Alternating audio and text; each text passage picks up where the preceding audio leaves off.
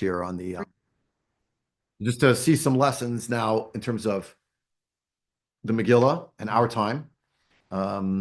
If you look here, if you look in the Megillah, along these lines, so you pull certain themes out in light of what we just talked about before, just a few minutes ago. Look at, it says in the Megillah that in Perek Bet describes how Mordechai is the adopted father of Hadassah, right? Who is Esther? Hadassah, Esther, Hadassah. Discussion: what's her real name? What's her second name? Kind of thing.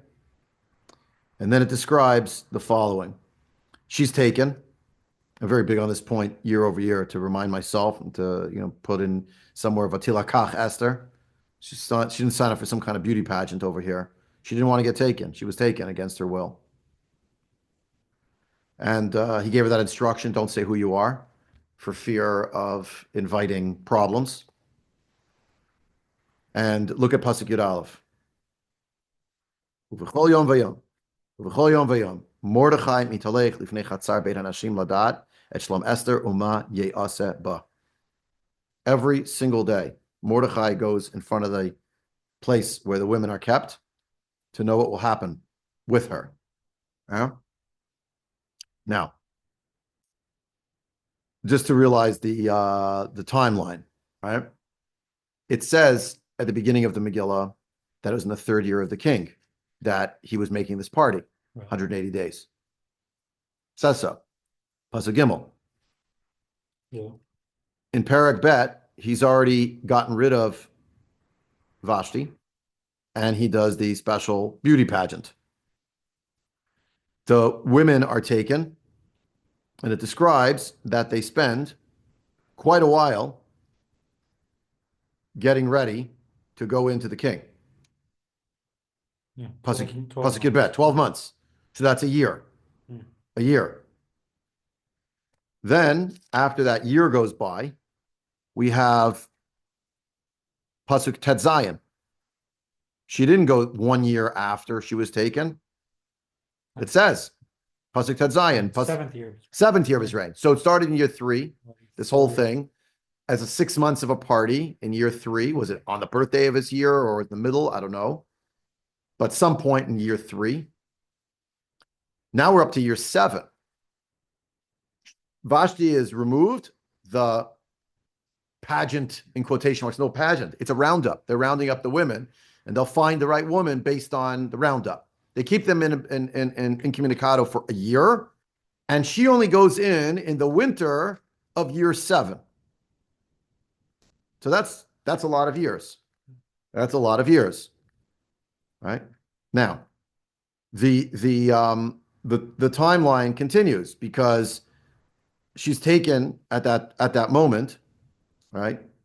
And then you have the drawing of the lots, right? It's not clear how long later that's happened, right? It isn't those days that it happened.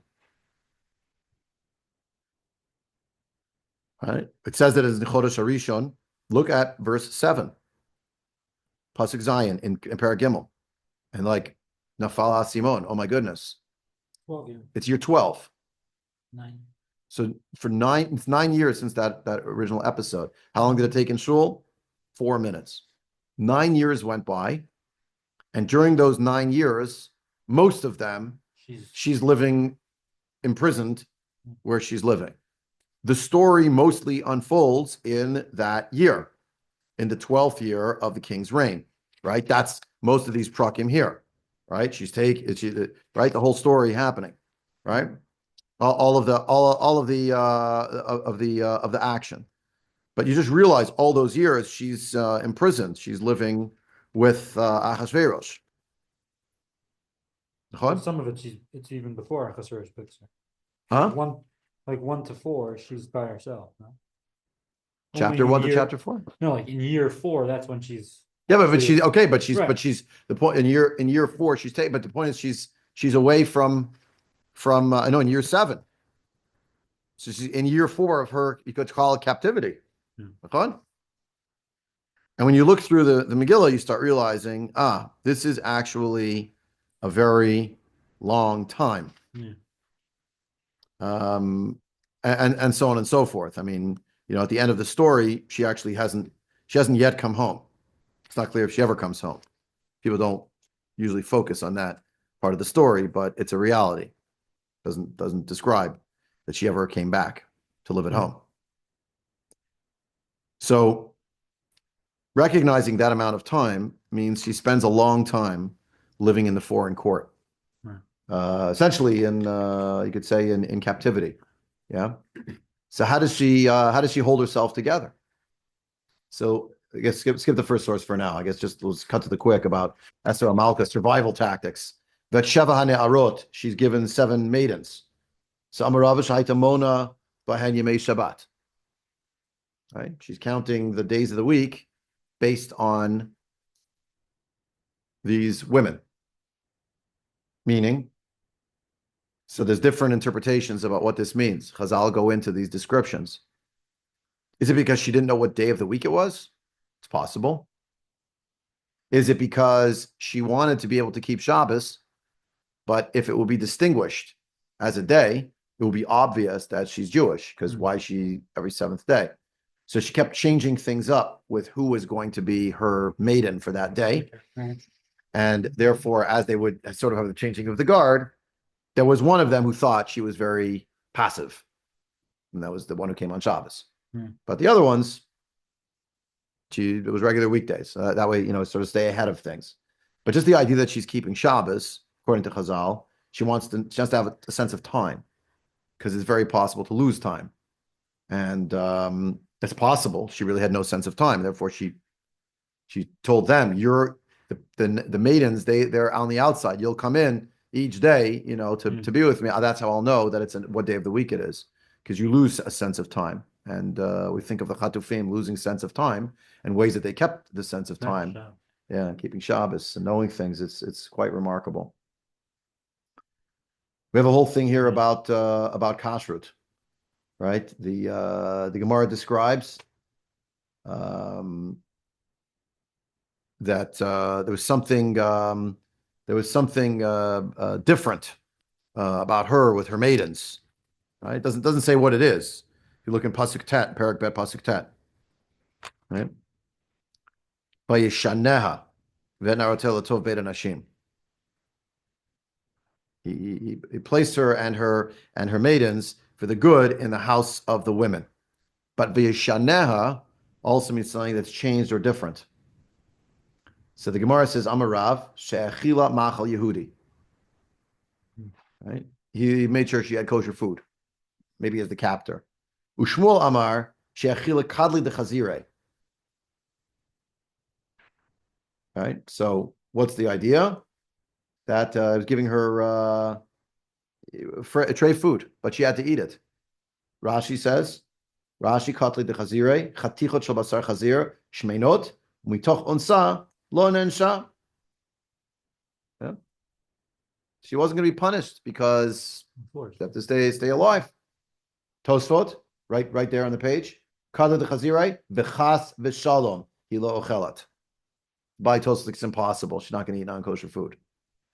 So there was that story just now about Agam Berger, that she didn't eat the non-kosher meat the whole time until she found a save from Rav Druckman that said and she realized to save her life. So it's like at the last period of time she was willing to do it because she needed to stay alive.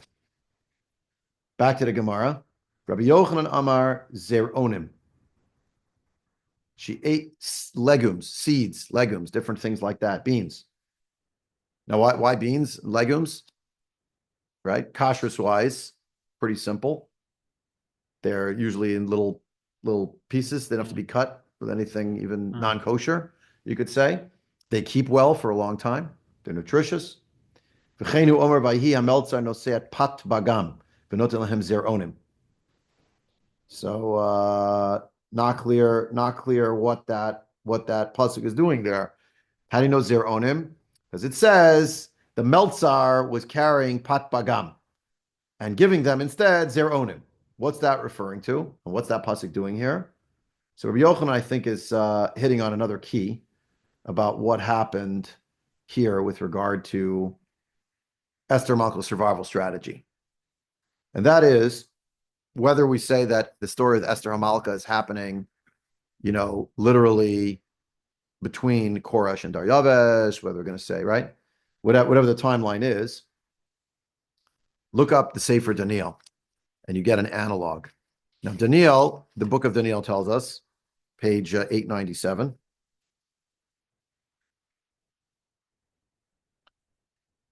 that he was part of an earlier exile. Galut Yehoyakim. He was taken by Nebuchadnezzar, page 897. He was taken prisoner by Nebuchadnezzar as a child. Mordechai was Yehoiachin. No, Mordechai. No, I'm saying, but this is Mordechai was in Yehoiachin. Yeah, this is Yehoyakim. Right. Okay. They're all in around the same time. The same time.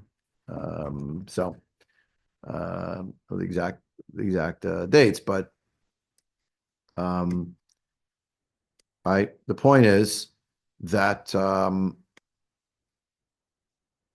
he was taken as a child. He goes out to exile, right? And he's taken to the king asks for like the good kids. Exactly. You want the best kids. Why? What's the goal? Right? He is going to be taken to be part of the court of the king, grow up learning the language of the king, coming from the heritage of his source place. He could go back to be the governor, but who gave him his education? How does he know who he is? Who is his identity? It's all coming from the Babylonians. Bishnat shlosh l'malchut Yehoyakim melech Yehuda ba Nebuchadnezzar melech Bavel Yehuda Yerushalayim v'yatzar aleha vayitein Adonai biyado Yehoyakim melech Yehuda u'miktzad klei beit ha'Elohim v'aviem eretz shinar beit Elohav et hakelim mevi beit otzar Elohav v'melech Ashpenaz Rav Sarisav lahavi mibnei Sol u'mizera melucha u'min apartamim Yeladim asher ein behem kolmum v'tovei mareh u'maskilim b'chol chachma v'yorei dad u'mavini idmada v'asher kol behem la'amod b'heichal hamelech u'lamdam sefer u'lishon kasdim. We'll teach them, we'll educate them, they'll speak the Chaldean language, they'll go back, they'll be ours. That's how we'll conquer them. Vayiman la'em hamelech dvayom b'yomo mipat bag hamelech u'miyein mishtav u'legadlam shanim shalosh u'miktatam yamdu lifnei hamelech vayihi behem ibnei Yehuda Daniel, Hananiah, Mishael, v'Azariah. They give them names. Vayasim lehem Sarah Sarisim Shemot. Vayasim leDaniel Belt Shatzar. Ula Hananiah Shadrach. Ula Mishael Meshach. Ula Azariah Aved Nego. Vayasim Daniel Liba Shelo Yid Gaal b'Pat Bag Hamelech. Uvayein Mishtav. Vayavakesh Misar Sarisim Ashelo Yid Gaal.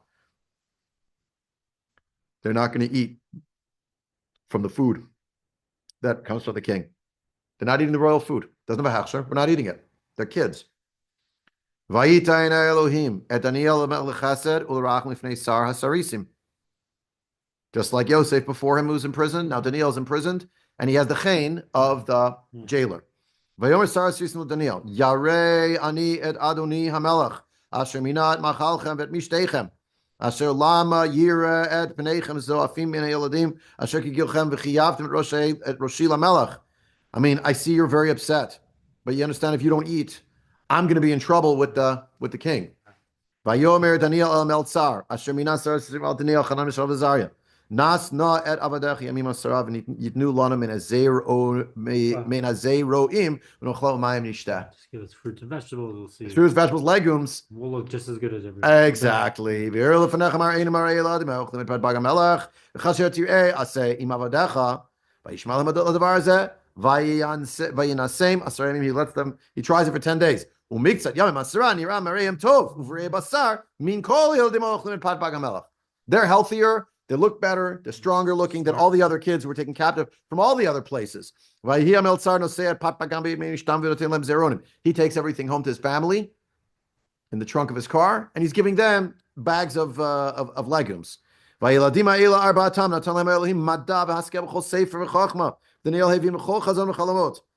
does Hashem do? Gives the Jewish kids great intelligence. Hmm.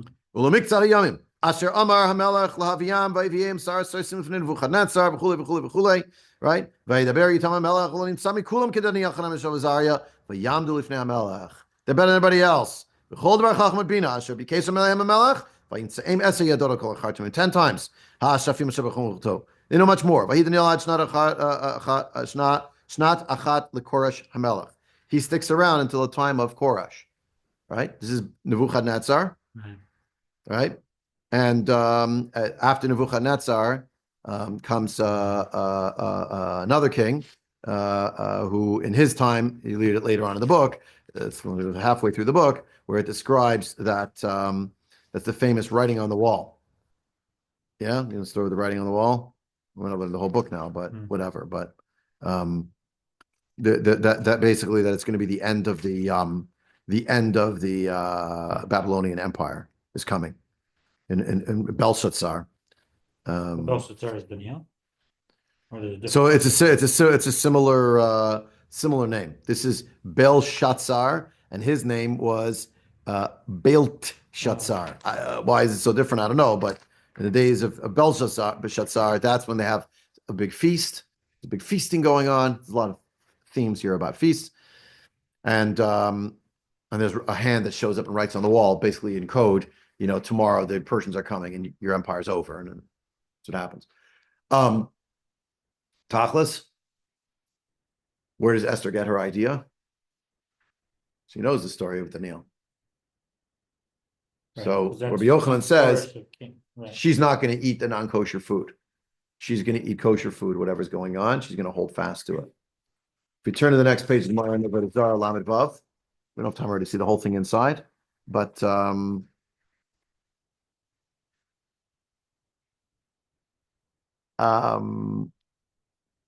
you see that there were actually gzerot, right? Isn't Daniel's also Hassan, right? Like he's kind of around. Yeah, he comes back. That's I have that on page 3. Yeah, we didn't get there yet, but exactly, he's Hatzah. But the point is, right? They're trying to figure out where are the gzerot, different gzerot about Stam Yenam, about Stam Shmenam, which doesn't end up staying, Pat Akum, all these different things. Where do they come from? And these are they. And what it's basically describing is that either Daniel just came up with the idea on his own, right? Or he was not just doing it for himself, but he's making a gzer for all of Klal Yisrael. Whatever the case about the oil on the back and the forth, you know, the point is that the reason why we have all these ideas, I don't know if I'm seeing inside, so we're running out of time, right? Why do they have the gzerot? They don't want to assimilate.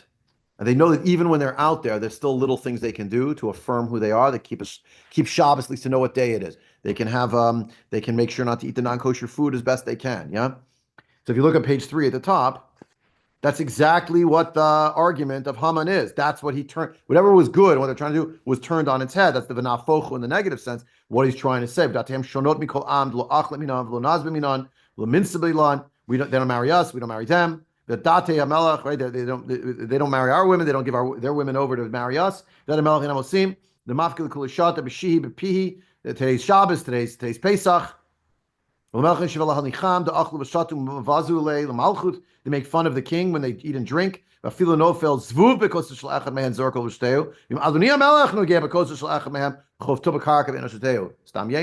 goy touched it, not Yam Vushal. So all of these things that Haman comes up with, it's because he sees that the Jews are doing, like keeping time, even those who are imprisoned. Right?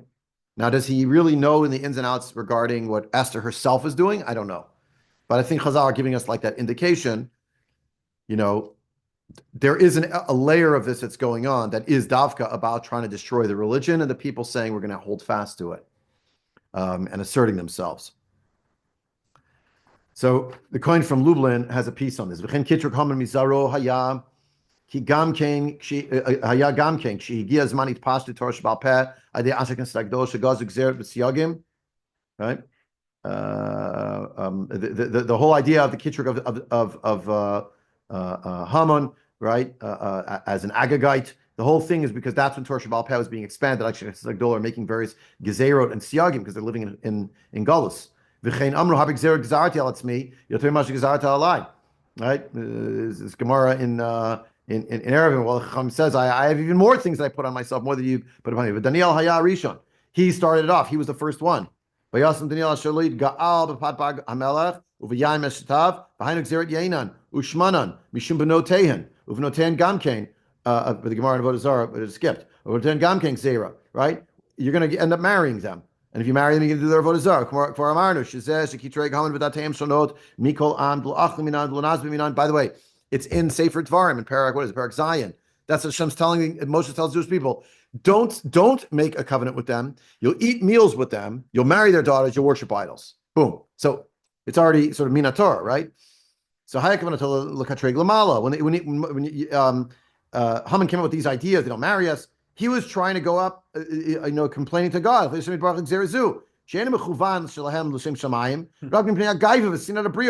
a personal, they hate us. It's not because they want to keep themselves together. It's not about you, Hashem, and that's the kitrug. They're not doing it for the right reasons. What he's so from Haman, he cares what they're doing and why they're doing it. Yeah, because his point is they're just doing it out of hubris, national hubris, but it's not about Judaism. Mishamesh Kodesh V'chol, as the Medrash itself tells us, right?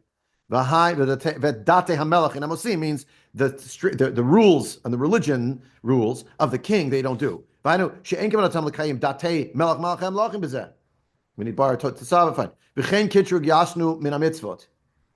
Yeshna am echad, right? Rabbanon am echad hein hakol hayakav anatol katreg lifnei Hashem yitbarach umin astam hektzat makom kitrug kevin shepaal shenachtam gzardin shaltit.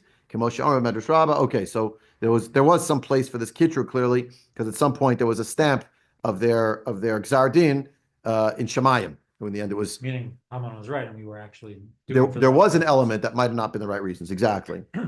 Now, again, Chazal, if it's much simpler if Daniel is a little kid in the Galut that's in 598. Yehoiachin, his Galut is 597. This is the Galut of 598. I told you there were phases. Right.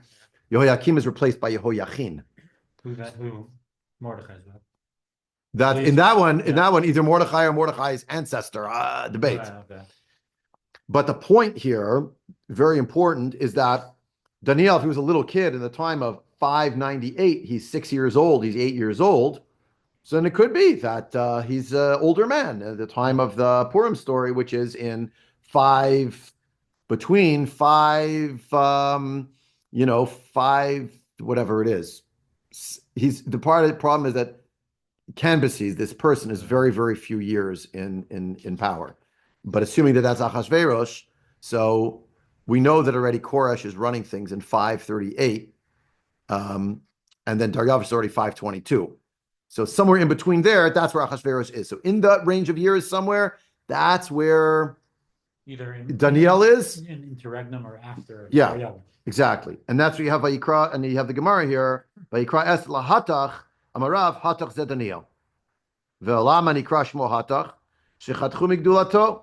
He no longer had a position. He was just a regular guy now. His moment came and went. Ushmol amash kol divrei malchut nechtachin al piv. So in other words, everything that was going to happen, Hatach, because they would always go to him. He was the messenger, but he was maybe a linchpin still in the Persian Empire. He was Bavel, so he's not. He was from Bavel, but now he was the one who prophesied, or not prophesied. He was the one who read the handwriting on the wall that said that the Persians were going to take over for the Babylonians. The next morning, the Persians came in and took over the whole Babylonian Empire, but they kept Daniel on, presumably, as that. Not presumably. He's definitely still on because there's descriptions of other things that happened to him. Sefer Daniel. That's only in chapter 5, 6. Keeps going, right? A bunch of other chapters under Daryavesh the first, and then under Koresh. Yeah, and then he disappears. So where did he disappear to? Maybe he's still after Koresh, the days of Achashverosh, but he's called Hatach, right? Amar Rav Yitzchak Shalchalo Shema Avru Yisrael Chamishichum Sheitorah Dechtiv Bahan. Mizel Mizel Tuvim Vayigidu LaMordechai Divrei Esther V'Ilu Lo Azal Gabei Mikan She'ein Meshivan Ala Kalkala. Right? He didn't relay all the messages always because he realized this was going to be a negative response, right? He didn't go back to find out, did the Jewish people violate the Torah? She has no way of knowing. She's in a news blackout. She's in a cave. She's in a tunnel. She's stuck in the empire, right? But the idea that Hatach is perhaps still around, and if he is, Danielle, such a great source of inspiration to her, he's the messenger. I'm not going to eat the non-kosher food. Like he didn't eat it. Yeah. Yeah. Okay. And if you see, there you have right there. I give you Rashi. Shechatchum Migdulato, Bimechashverosh, Belshazzar, Yishlito, Tlata B'malchuto, V'chein Dayavish, Hamadi, Shneimar V'olam Minahon, Sachaya, Tlata Daniel, Chad Minahon, V'chulei, V'chein Koresh, Shneimar V'Daniel, Hatzlach, Malchut Daryavish, Malchut Koresh, Parsa. Right, Daryavish there is not Darius the first, the Persian. It's Darius the Mede. Daryavish Hamadai. That's very confusing. Ushamal Achashverosh, Chatchum Migdulato. V'ilu ihu Daniel lo azil lahashiv shlichuto lekokolosh aita estem onat lavo el hamelach v'kol ha'heshiv v'hatach shlichuto v'shashach advara aydechem. Okay, next, right now, another layer. We're kind of out of time. I'll just say outside, but it needs more filling out. But I think it's a very important point, and I make this point again on Shabbos because I think it's just really crucial to highlight it right now. When Haman sees Mordechai, he's very angry. They actually know each other, right? And the idea of how they know each other is a crucial piece to understanding the goings-on in the Megillah. They know each other from the Persian army. Haman was maybe a slave. And Haman becomes a slave because in the olden days, the army doesn't pay you. It doesn't give you meals. They pay you and you buy your own food. That's why soldiers were always quartered in the homes of people. They didn't pay them. They would just go, the conquering army, they come into people's houses. Happened to my Zeta, as a little boy in his home. He had soldiers quartered in the house. They all had to move the whole family, father, mother, 8 children in one room. And the soldiers lived in the rest of the house. Oh, that's what happens. Right? It wasn't anti-Semitic. It was in today it's Ukraine. Then it was Russia. I mean, it was Russia, Poland, et cetera, because the armies were going back and forth. That was part of the issue. Point being, the Alvin Shimoni has this story. You have it in Targum Sheni. They're both serving in the Persian Empire's army. And basically, Haman wastes away his money, Mordechai has money, and Mordechai makes a deal with him, basically. He's going to lend him money, but eventually runs out of money. And he says, okay, so you'll work it off. You'll be my slave. So Haman is Mordechai's slave. Haman's very resentful of this. And he's waiting for his opportunity when he can strike back again, right? And therefore, that's when he sees him, he already can't stand him. And you think Mordechai's going to bow down to his Eved? It's part of the dynamic. So if you look in the Psikta, the last source here,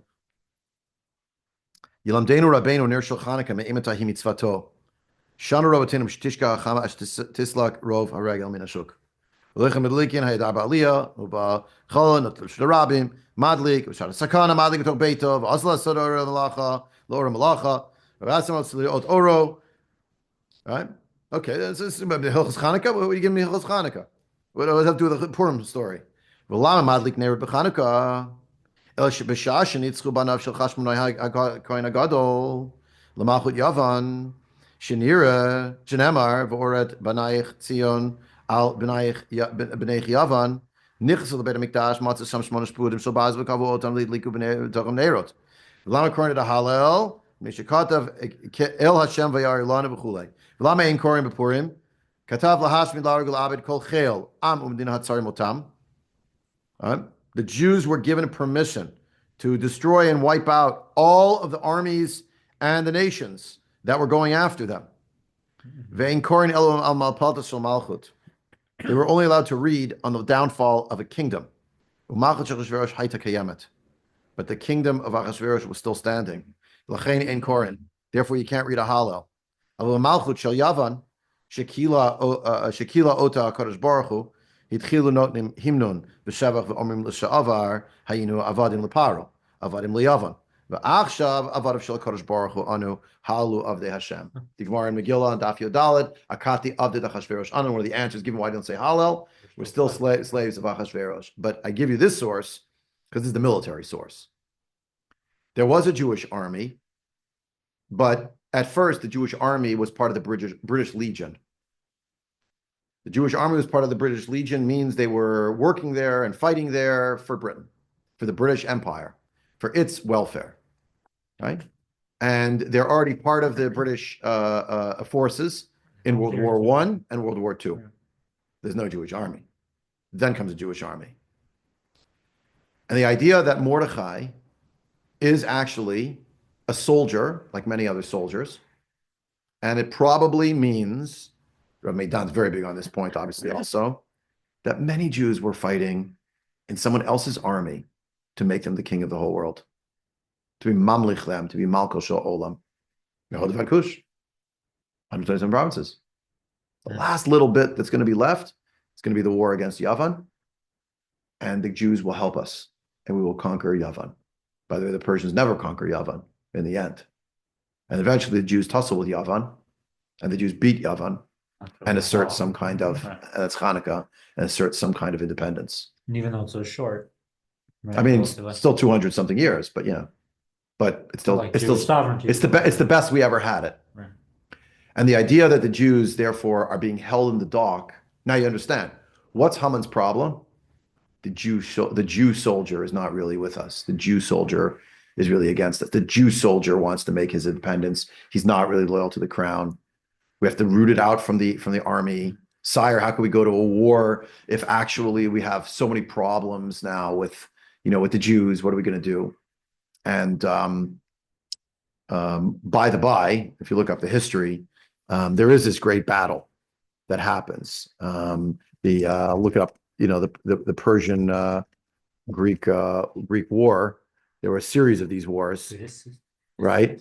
There's the war.